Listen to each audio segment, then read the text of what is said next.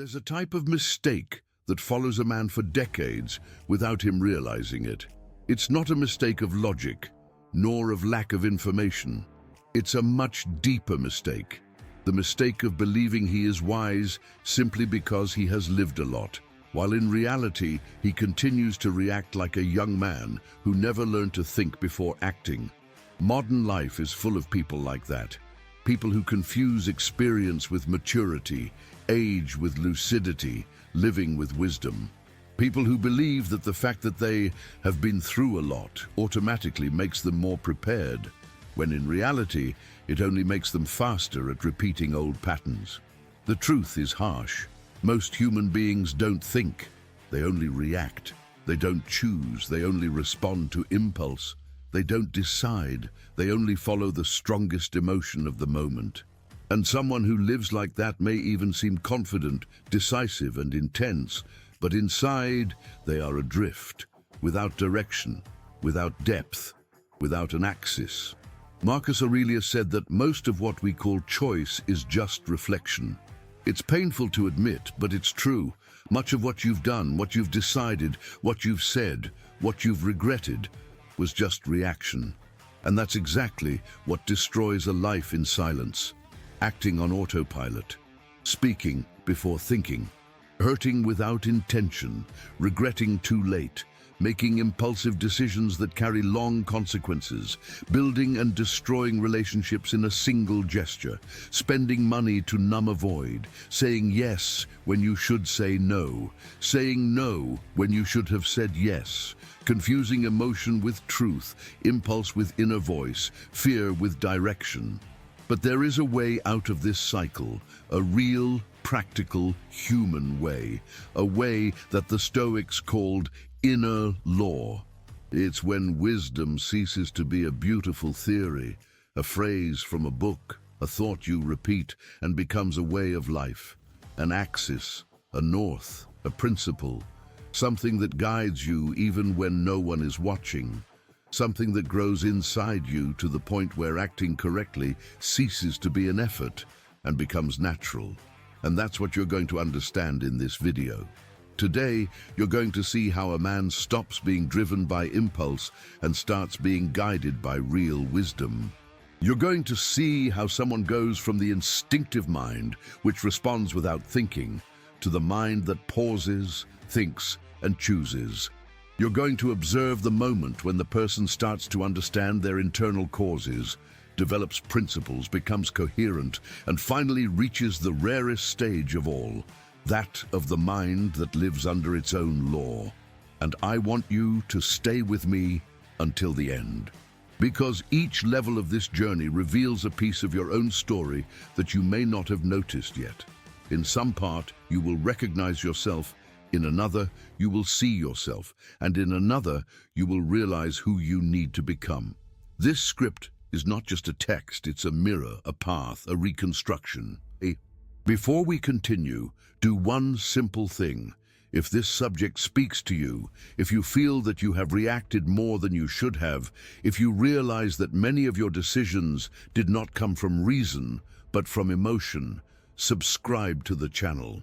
Here, I publish content made for those who want to mature for real, with depth, calm, and lucidity.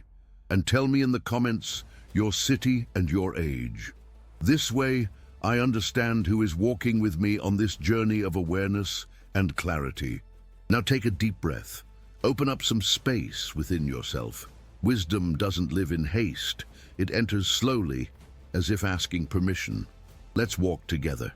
Level 1. The instinctive mind. The instinctive mind is the starting point for practically all men who have not yet truly observed themselves. It's the mind that acts first and thinks later. It's the mind that speaks before understanding. It's the mind that reacts by impulse, by emotion, by fear, by desire. It's the mind that still lives as if it were on a battlefield, even when it's just living an ordinary day. Here, every little situation becomes pressure. A criticism becomes an attack. A silence becomes rejection. A delay becomes disrespect. A message becomes abandonment. A contrary opinion becomes a threat. The instinctive mind interprets everything as danger because it doesn't know how to differentiate sensation from reality. It feels fear and thinks it's a prophecy. It feels anger and thinks it's a truth.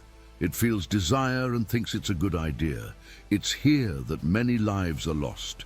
A crossed word said at the wrong time, a purchase made to numb a void, a relationship destroyed by a 15-second emotion, a professional choice made to please someone, a lie told out of haste, a reaction that hurts someone you didn't even want to hurt. The instinctive mind does damage that is only perceived much later. The Stoics always warned about this. Seneca said, "No wind is favorable to him who does not know where he is going." Because when you live only on impulse, any emotion pushes you to one side. Anyone takes you off your axis. Any situation throws you to the extreme. You lose direction because you never had one. Impulsivity is the blindness of the soul, not because you don't see the world, but because you don't see yourself. But there's something important here. Recognizing that you live on instinct is not weakness. It's the first sign of awakening. Because when you realize that you act without thinking, it's a sign that you're ready to learn to pause. Level 2. The mind that pauses. The mind that pauses is the first flash of wisdom in a man's life. It's when something inside you finally creates a space between the stimulus and the response. It's when the automatic reaction starts to lose strength. When the emotion comes, but you don't follow it immediately. When the thought appears, but you don't believe it at first. When the anger rises, but you breathe before speaking. Pausing may seem like little, but it's the difference between destroying and preserving, between hurting and understanding, between falling and sustaining yourself, between repeating a pattern and finally breaking it. The mind that pauses is humble enough to admit, "I feel this, but that doesn't mean I need to act now." Imagine someone who is about to respond to an aggressive message, but decides to wait a few minutes. Or someone who feels like arguing, but chooses to listen first.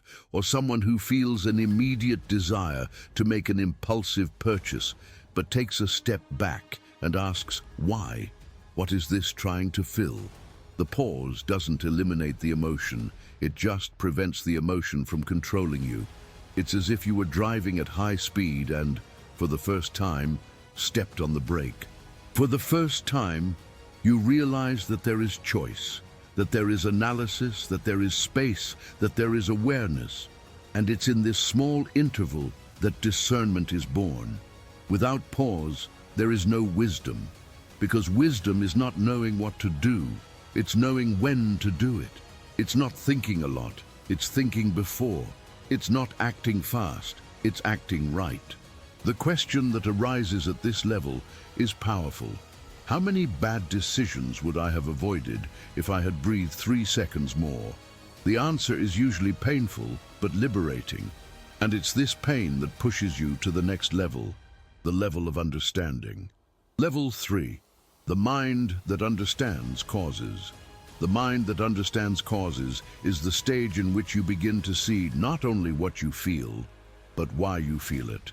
It's when emotion ceases to be a mystery and becomes a signal. It's when you notice patterns, connect events, understand roots. It's here that wisdom begins to gain real depth. The man who reaches this level stops reacting to the surface and begins to observe the origin. Instead of getting irritated with someone, he asks, "What did this touch in me?" Instead of judging a behavior, he seeks the reason behind it. Instead of believing that he is being attacked, he realizes that sometimes he is just being triggered. It's at this stage that you discover that your anger is often fear, that your anxiety is often a lack of internal structure, that your impulsivity is often an attempt to escape, that your jealousy is often a feeling of inadequacy, that your insecurity is often an old story that you never resolved. When you start to see cause and effect, you stop being a hostage to what you feel, because emotion ceases to be a tyrant and becomes a messenger. And when you listen to the messenger, you understand the message. And when you understand the message, the impulse loses its strength. It's here that you stop fighting with the world and start organizing the world within yourself. It's at this point that the man stops living reacting and starts living observing. And this continuous observation opens space for something essential: principles. Level 4, the mind with a base. The mind with a base is the level in which the man finally develops something that the instinctive mind and the impulsive mind never had: an internal code, a moral compass, a decision axis, a personal law that doesn't depend on emotion, nor on opinion, nor on circumstance, nor on anyone's approval. Here, you start to act not by what you feel, but by what you believe. Not by what drives you, but by what guides you. Not by what hurts, but by what you know is right. The mind with a base asks a fundamental question before acting. Is this consistent with the type of man I want to be? And this question changes destinies, because the man without a base always changes according to the wind, according to the mood, according to the ego, according to the neediness, according to the criticism, according to the temptation, according to the opinion of others. He lives seeking direction in the wrong place. But the man with a base is stable, structured, predictable to himself. He doesn't betray himself. He doesn't get lost. He doesn't leave his own path on impulse. He has principles, and principles liberate. It's at this stage that you stop being a slave to circumstances, because when you have a solid base, the world can pressure you, but you don't bend. People can provoke you, but you don't get lost. Situations can unbalance you, but you quickly return to the axis. It's here that wisdom begins to transform into character. And that's what prepares you to reach the deepest state of coherence. Level 5, the coherent mind. The coherent mind is when thought and action become one. It's when you stop just knowing what is right and start living what is right. Coherence is the proof of wisdom. It's when you no longer need to explain who you are. People perceive it. The coherent man doesn't talk about discipline. He is disciplined. He doesn't talk about respect. He respects. He doesn't talk about principles. He lives by principles. He doesn't talk about self-control. He breathes before acting. He doesn't talk about maturity. He shows maturity in every gesture. The coherent mind is not perfect, but it is whole. It's not impeccable, but it's stable. It's not rigid, but it's firm. Someone coherent doesn't need to justify himself. His life is the justification. Here, wisdom ceases to be an idea and becomes a natural reflection of character. You act correctly even when no one is watching, and this is not effort, it's nature. And when your nature is organized like this, you are already ready for the last level, the rarest and the most transformative. Level 6, the mind under its own law. The mind under its own law is the apex of human wisdom. It's the state in which you no longer need external rules, because your own conscience has become the rule. Your decisions are not born from impulse, nor from emotion, nor from the opinion of others. They are born from your axis, from your clarity, from your truth. Here, you don't just do what's right, you are what's right. You don't just act with righteousness, you have become righteousness. You don't just control the impulse has been purified. The correct action is no longer a choice, it's a natural consequence of who you have become. It's at this stage that you remain serene even in the midst of injustice, that you maintain righteousness even in the face of provocation, that you don't corrupt yourself even when no one is watching, that you don't lose the axis even when everything tries to knock you down. The wise man does not obey the law. He becomes the law itself. And when that happens, chaos no longer reaches you, because nothing external has the strength to break a conscience that has become whole. Now observe the journey you have taken. You left the blind impulse and learned to pause. From the pause, you went on to understand causes. From understanding, you developed principles. From principles, you built coherence. And from coherence, you reached the highest state of the human mind, living under your own law. Wisdom is not knowing a lot, nor speaking beautifully, nor reading dozens of books. Wisdom is living awake. It's seeing what moves you. It's acting with a base. It's thinking before responding. It's not allowing the emotion of the moment to destroy the future you want to build. It's mastering yourself with calm and lucidity. The Stoics said that the foolish mind acts without thinking, that the wise mind thinks without acting, and that the enlightened mind acts without getting lost. And that's what I wish for you. If this journey made sense, if this video illuminated some part of your life, subscribe to the channel. Here we follow together, building emotional maturity and inner clarity. And in the comments, leave the word lucidity, not as a ritual, but as a commitment to the life you want to live from today.